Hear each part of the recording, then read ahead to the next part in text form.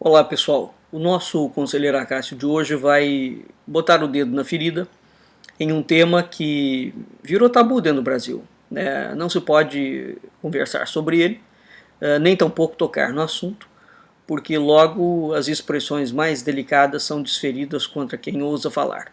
Bem, vamos falar. O título do nosso conselheiro Acácio é A Improvável Candidatura de Jair Bolsonaro. Improvável, entre aspas. Vou explicar por quê. O cenário político brasileiro, até o momento, não fornece indicações de que a candidatura de Bolsonaro a presidente em 2018 será bem sucedida. Por quê? Porque há inúmeras agendas partidárias, jurídicas, agendas do Congresso, do Executivo, do Legislativo e do Judiciário. Há inúmeras agendas em curso, não vou me deter a outras agendas de jornalismo, intelecto, vamos analisar só as agendas das instituições, dos poderes da República. Há uma série de agendas em curso que, uma vez implantadas, qualquer uma delas, ela inviabiliza a eleição de Bolsonaro. Ou no mínimo, vai transformar o seu governo numa mixórdia sem precedentes, né? Com claras e notórias repercussões contra o povo brasileiro, evidentemente, e isso certamente propiciará, ou será um prato, uma sopa no mel, né? Mel na sopa, para que a esquerdalha toda clame pelo retorno do grande projeto socialista, porque finalmente o Brasil foi para frente por conta dos projetos socialistas, não é?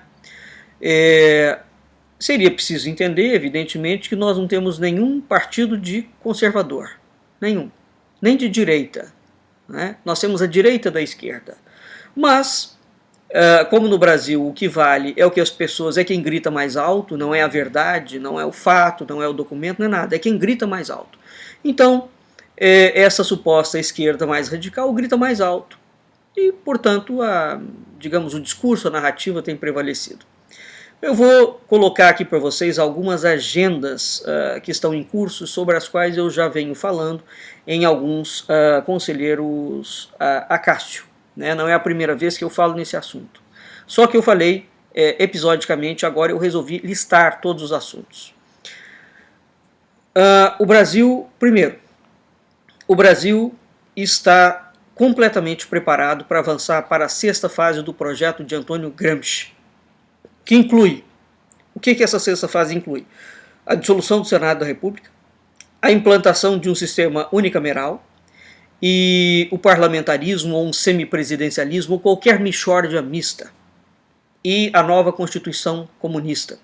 Porque a Constituição de 89 foi elaborada exatamente para durar por volta de 30 anos. Eles já sabiam disso.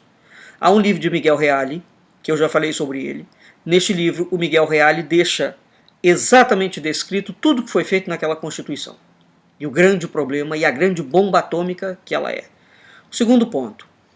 O Fernando Henrique Cardoso e o José Serra já afirmaram, por diversas vezes, mas afirmaram em rede televisionada, num programa da Globo News o ano passado, do Mário Sérgio Conte, que essa Constituição já deu o que tinha que dar. Essa Constituição não tem mais como fazer remendo nela, essa Constituição não tem mais como fazer absolutamente nada com ela. Não é? Portanto, a única coisa que cabe é fazer uma nova Constituição. E o Mário Sérgio Conte perguntou para o Serra e para o Fernando Henrique Cardoso se, para fazer uma nova Constituição, seria preciso pedir autorização ou comunicar isso à população brasileira. Tanto o Fernando Henrique Cardoso quanto o José Serra deram uma resposta curiosíssima. Não é preciso. O povo não tem que ser consultado, isso é uma decisão do Congresso, do Senado, da Câmara, nós somos eleitos para isso. Não, senhores, precisa sim, é ilegal o que vocês estão fazendo. Não é? Quer dizer, Se é que tem alguma coisa legal no que é feito dentro da política brasileira, não é? Bem, então eles estão falando claramente, não são somente os dois. A ideia da Constituição, da elaboração de uma nova Constituição, é um discurso, inclusive, publicitado nas agendas, nos discursos de inúmeros partidos políticos, inclusive partidecos. Tem, inclusive, partidecos com anúncios publicitários que nós pagamos, não é? Onde eles estão falando de criar um sistema federalista. E vai por aí afora. Quer dizer, o discurso está entronizado em todo o Congresso Nacional. A população é que não entronizou a gravidade do negócio, não é? O terceiro ponto, Aloysio Nunes, que é o terrorista senador, né, que foi o motorista de um dos terroristas mais perigosos do mundo, o Marighella. Esse terrorista senador criou, na calada da noite, há mais de 2 anos, um projeto de Constituição, a PEC 20, ligada à PEC 9, que cria um sistema semipresidencialista, né, ou um sistema parlamentarista, que é uma verdadeira temeridade. A Constituição é simplesmente ditatorial, não é? É uma das coisas mais bizarras que já existiu sobre a face da Terra. Bem, um detalhe para observar. Essa PEC foi enviada na calada da noite pelo Aloysio Nunes ao STF, para que o STF, isso na época da Dilma Rousseff, para que o STF aprovasse a Constituição. Acontece que o STF não tem autorização, não tem legitimidade para criar lei sob nenhum aspecto. Isso é juristocracia. Mas veja o que aconteceu. Ele mandou uma PEC para o Supremo Tribunal Federal aprovar para alterar a Constituição brasileira, mudar o regime. Então o Brasil, e entre as delicadezas daquela PEC, eu fiz um conselheiro cá sobre isso, havia um item que falava que imediatamente após a aprovação o novo regime entraria em vigor. Pois bem, a ilegalidade aqui ultrapassou qualquer limite. O que aconteceu? Essa referida PEC entrou na pauta de votação do STF a toque de caixa. O Grupo Brasil de Fora do Brasil denunciou, eles acompanham o STF, até onde eu sei, as ações, e denunciou isto. Isso foi um escândalo. E o STF tirou, assim que a denúncia foi feita, tirou a PEC de pauta, mas ela está lá em stand-by. Muito bem. Recentemente, aliás, essa semana, aquele juiz Eco, é preciso não chamar esses homens e essas mulheres do STF de ministro, de sua excelência. É juiz. E com J minúsculo. Né? Recentemente, o Gilmar Mendes apresentou, agora, uma proposta de parlamentarismo para o Brasil, ou de semipresidencialismo, ou qualquerismo. De onde que veio isso? Está vindo exatamente desta brincadeira que já está acontecendo lá dentro do STF. Novamente a pergunta, desde quando um membro do Supremo Tribunal Federal tem legitimidade para mudar o regime do país? Quer dizer, nós já viramos a Venezuela mesmo. É uma questão de pouco tempo. E as coisas estão caminhando de vento em popa. Não é? Vamos nos lembrar que o Rogério Rosso, quando estava buscando a candidatura para a presidência da Câmara, ele apresentou uma proposta de criação de uma Assembleia Nacional Constituinte para esse ano agora, de 2017, para o meio do ano, exatamente para elaborar uma nova Constituição. Não é? E, naquela altura, o Dr. Mário Vilas Boas e eu, nós fizemos um hangout sobre isso, sobre essa outra ilegalidade que ultrapassa todos os atos de ilegalidade. E, curiosamente, depois o Dr. Mário me disse que o Rogério Rosso entrou em contato com ele para dar explicações, não é, da gentileza, da bondade, do supremo ato de delicadeza que ele estava tendo para com o povo brasileiro, que ele não era tão malzinho assim, finalmente. Não é? Bem, o Congresso Nacional, em peso, um outro item, está falando sobre fazer uma nova Constituição. Em peso. Não é um, nem dois, nem três, nem quatro partidos. Todos os partidos estão falando em fazer uma nova Constituição. Ora, a esquerda, em peso, está falando que vai dar uma guinada radical à esquerda. Nós já temos, inclusive, partidos que lançaram a nova esquerda democrática brasileira. Já fiz um Conselheiro Acá sobre isso também. Portanto, o PT, de certa forma, já está descartado, entre aspas, e eles estão buscando novas roupagens, eles estão mudando as cores dos partidos, estão mudando as legendas, estão mudando tudo.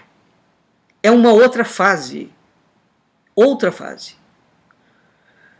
O STF, numa manobra certeira e letal, aceitou a denúncia da Maria do Rosário, aquela denúncia de estupro do Bolsonaro, que não tem o menor sentido uma coisa daquela, não é? Tornou ele réu. Muito bem. A Constituição afirma que quem é réu não pode ser candidato. Há poucos dias, um outro item, o Gilmar Mendes, há um tempo atrás, o Gilmar Mendes havia pedido vista no caso do Lula, porque o Lula também é réu, o Lula pode ser candidato ou não pode ser candidato. Então ele pediu vista, está sentado em cima do negócio e, estrategicamente, esses dias levantou a vista, disse que vai dar o voto dele, já tem votos contabilizados, até agora os votos contabilizados estão a favor da Constituição, ou seja, o indivíduo que é réu não pode ser candidato. Bem, se isso vale para o Lula, isso vai valer para o Bolsonaro. Tá? Ou seja, se a decisão do STF for aprovada, é isso que vai acontecer.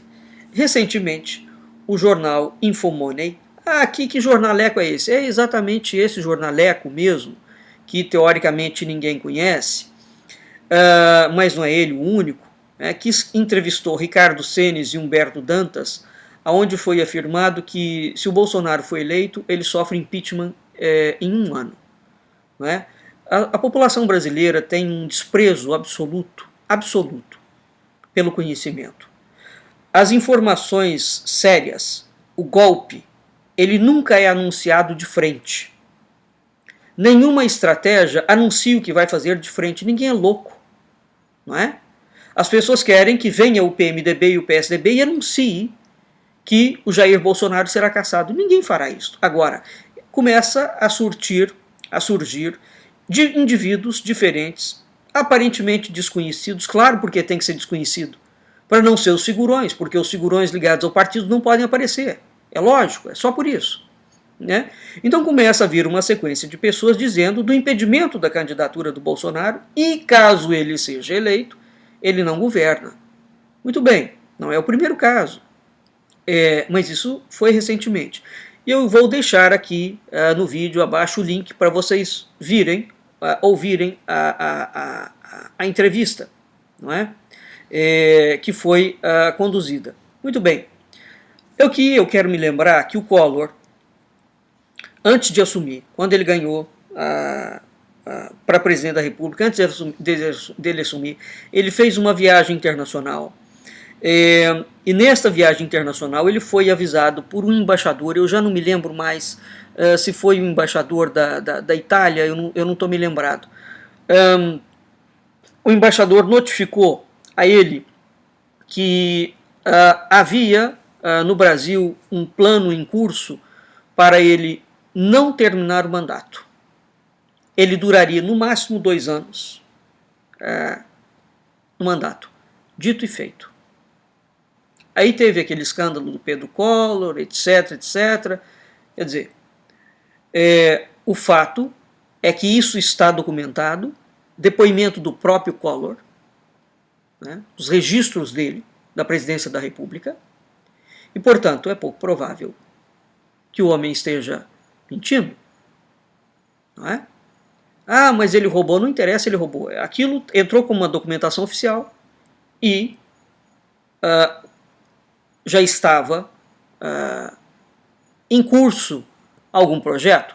Ora, o que é muito curioso, dado que o Collor é o primeiro presidente formalmente eleito depois do regime militar. E ele foi defenestrado do poder, assumiu o Itamar, depois entrou quem? Fernando Henrique Cardoso. Não é? Porque o Collor foi uma carta fora do baralho.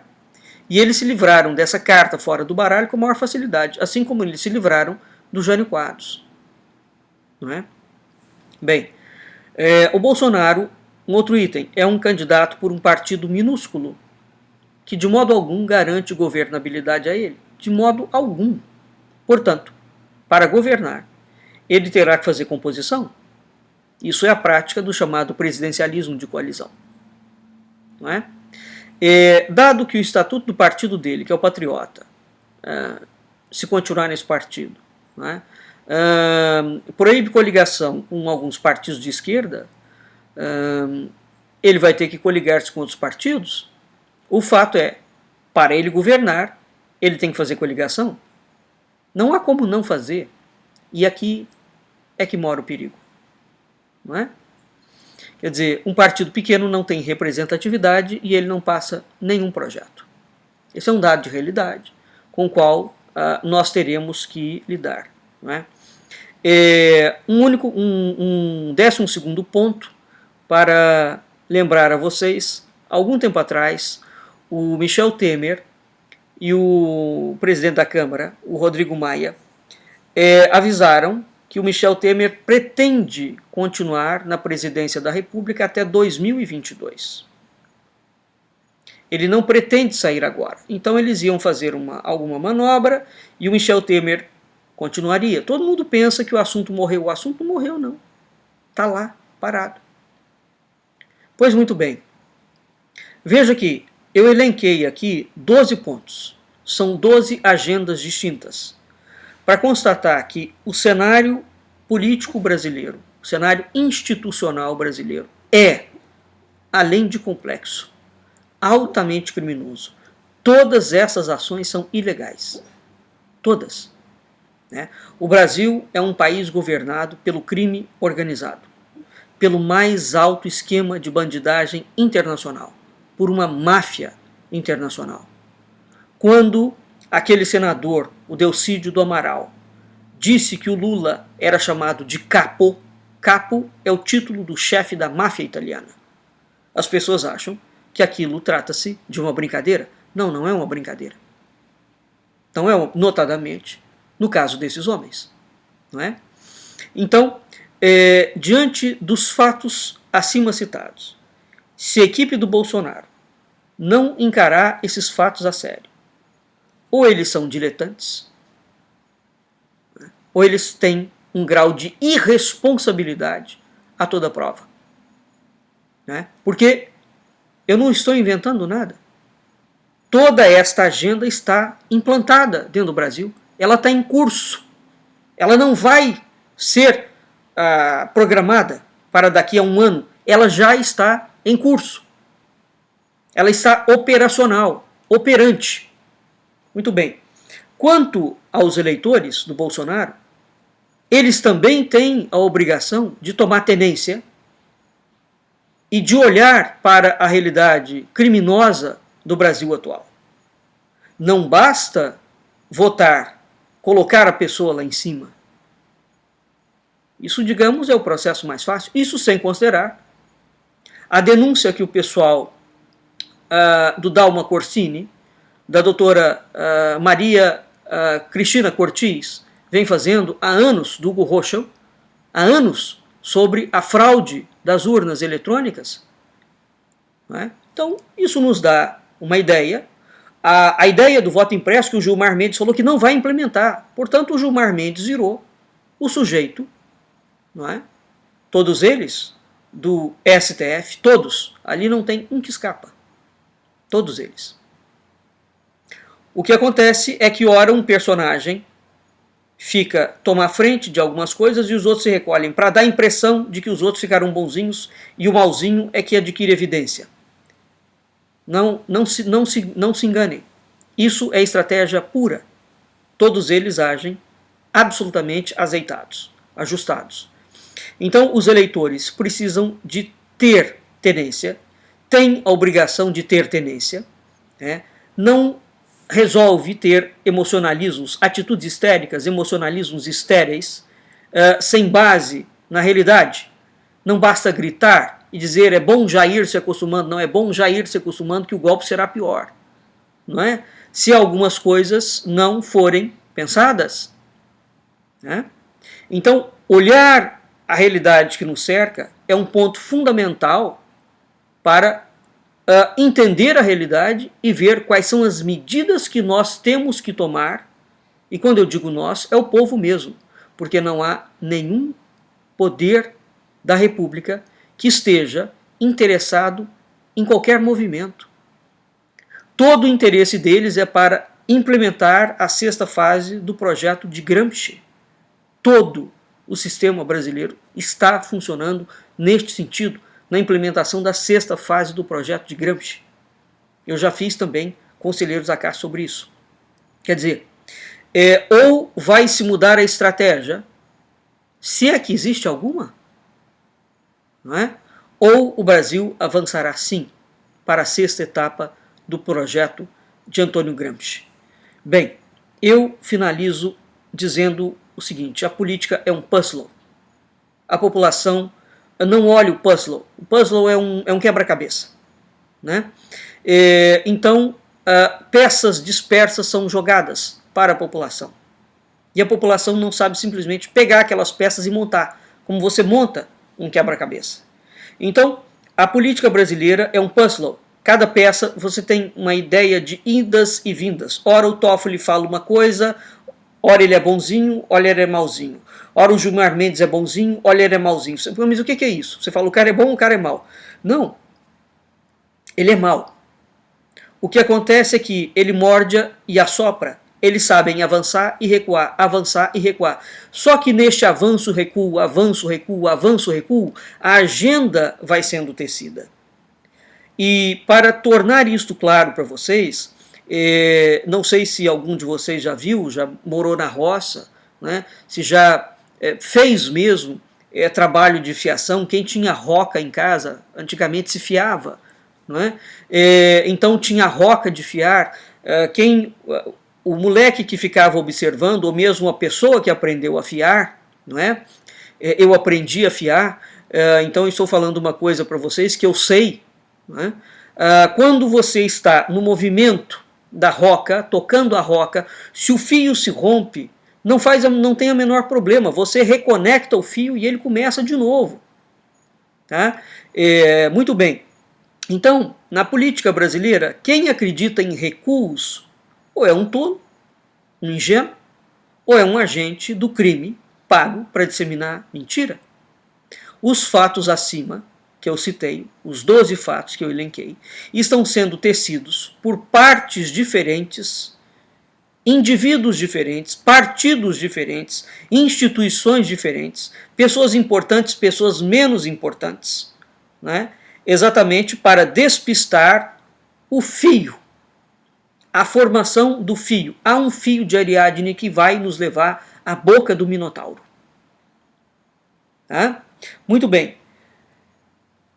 Quem, portanto, acha que quando um desses elementos é descartado, vamos dizer que resolve que o Bolsonaro está livre, ganhou da Maria do Rosário. Não pensem vocês que dentro do esquema da fiação ou da roca da política, quando você descarta um elemento, que o fio se rompe. Lê do engano. Não rompe, não. O projeto é grande, não é? Haja vista que eles são os donos do Brasil. Literalmente os donos do Brasil, que obedecem aos verdadeiros donos que estão lá fora. Não é? Portanto, se o fio se rompe, ele pode ser reatado. Mas quem é que acredita nessas coisas, não é mesmo? O brasileiro resolve ter um comportamento de ema, enfiar a cabeça dentro da terra e achar que a situação está magnífica. Não, a situação está seríssima. Muito mais séria do que o que nós podemos pensar. Existe uma reação conservadora, epidérmica. Esta reação conservadora é civil e ela é incapaz de alterar o establishment brasileiro. Portanto, O que é que está sendo tecido? O destino do Brasil. Eis o que está em pauta. E quem está fiando? É um crime organizado, internacional. Eis o ponto da questão. Muito bem. Se nós queremos dias melhores, e todos queremos, quem não faz parte do crime, urge iniciar um movimento de desobediência civil pacífica. Não é possível mais pretender que os criminosos sairão do poder por livre e espontânea vontade. Ou o povo se organiza seriamente, ou então, realmente, as coisas podem piorar. Nada pode piorar, claro que pode, mas é evidente que as coisas podem piorar e muito.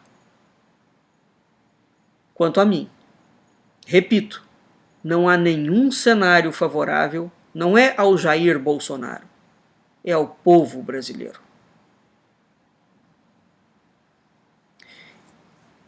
Se a candidatura dele não tiver respaldo no Congresso, no povo e fora do Congresso, a importância não é ganhar, é permanecer lá. E permanecer de uma forma idônea, ética. Independentemente do Jair Bolsonaro ganhar ou não, o trabalho do Brasil não para com a eleição do Jair Bolsonaro. Não é a eleição de Bolsonaro que vai tirar toda a classe da bandidagem brasileira. Isso está institucionalizado. O Brasil é um país regido pelo crime organizado. É bom nós ficarmos espertos, realmente espertos, para entender o tamanho do problema. Sem entender o tamanho do problema e sem enfrentar o problema de frente, não é? Enfrentar de frente, nós não conseguiremos nada, além de ter bons sonhos. Até o próximo, Conselheiro Acácio.